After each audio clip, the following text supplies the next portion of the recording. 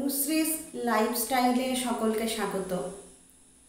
আমরা সবাই জানি নারী এবং পুরুষ দুটি আলাদা সত্তা। তোমরা যারা নারী তারা কি কখনো ভেবেছ যদি নারী না হয়ে পুরুষ হতে তাহলে জীবনটা কেমন হতো?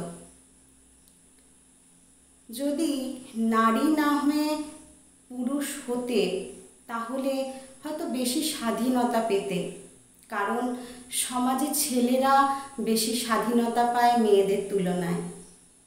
আবার দায়িত্ববোধের দিক থেকেও নারী এবং পুরুষের মধ্যে তফাৎ অনেক।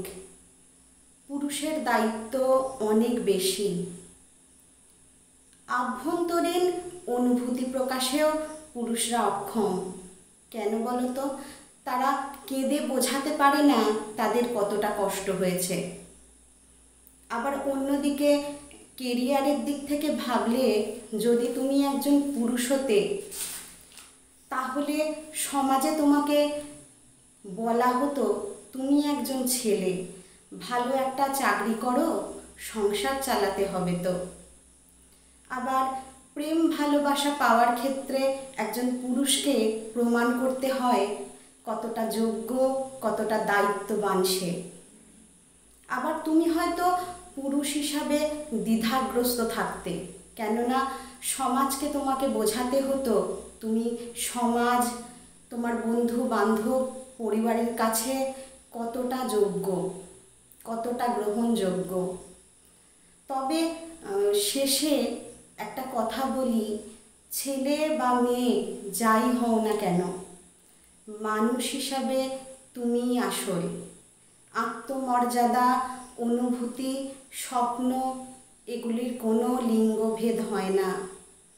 তুমি যে নিজের মতো করে ভাবতে পারো, বুঝতে পারো, এটাই তোমার বড় শক্তি, তোমার অন্তরের বড় প্রাপ্তি। তাই তুমি নারী কিংবা পুরুষ তাতে কিছু যায় আসে না। নমস্কার। আমি একজন নারী হয়ে আজকে এই নারী না হয়ে যদি পুরুষ হতাম, এই প্রসঙ্গে কয়েকটা কথা মনের ভাবে নিজেই লিখেছিলাম, সে কথাগুলো তোমাদের শোনালাম। তোমরা হয়তো অনেকেই মনের অজান্তে ভাবো হয়তো যদি নারী না হয়ে পুরুষ হতাম।